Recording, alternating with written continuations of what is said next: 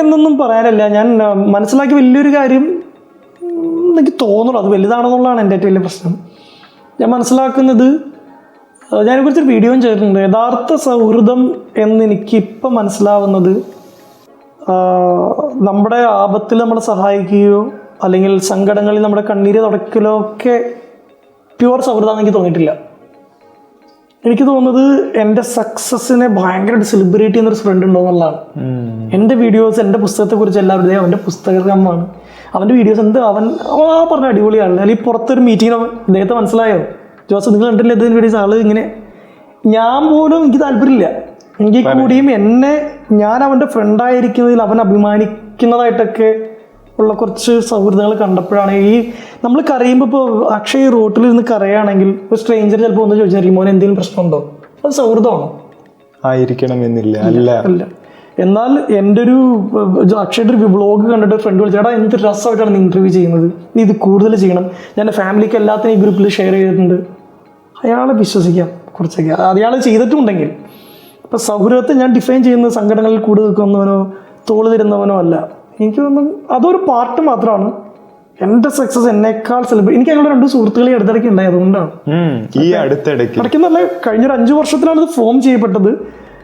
അത് ഇപ്പോഴുള്ള എൻ്റെ ലേണിംഗ് ആണ്, ഇതുവരെയുള്ള ലേണിംഗ് എന്നാണ് ഞാൻ പറയുന്നത്. അവൻ എപ്പോഴും എന്നെ ഇങ്ങനെ എൻ്റെ കൂടെ ആയിരിക്കും, ഞങ്ങൾ മാത്രമായിരിക്കും എന്നെ കുറേ കളിയാക്കുകയും ഞങ്ങളുടെ സൗഹൃദത്തിൽ പുറത്തെ ആളെന്നെ ഒരു തരത്തിലും നീ അങ്ങനെ വരരുത്, നിന്നെ ഞാൻ കാറിൽ തന്നെ കൊണ്ടുവന്നാക്കാം, നീ അങ്ങനെ ഇറങ്ങി വരല്ലേ, അല്ലെങ്കിൽ എടാ നിന്നെ ഇങ്ങനെ ഒരാൾ ചോദിക്കുന്നു ഞാൻ എന്താ ചെയ്യണ്ടേ, ഞാൻ നിൻ്റെ നമ്പർ ഞാനോട് പറഞ്ഞു, അയാൾ എളുപ്പത്തിലൊന്നും കിട്ടും.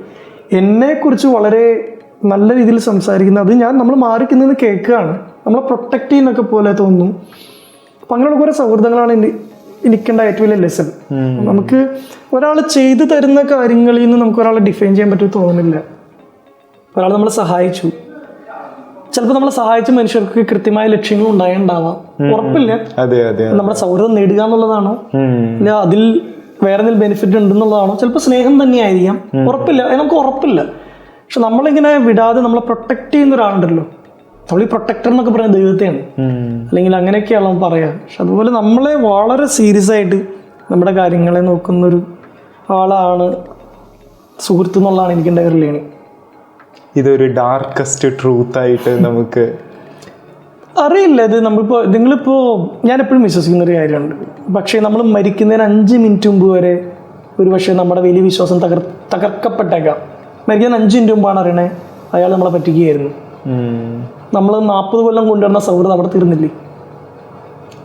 ഒരു ഉറപ്പില്ലാത്ത, ഞാൻ പറയുന്നത് പെസിമിസം അല്ല അത്, ഞാൻ പറയുന്നത് എപ്പോഴും നമ്മൾ പ്രിപ്പയർഡ് ആയിരിക്കണമെന്ന് എനിക്ക് തോന്നുന്നു.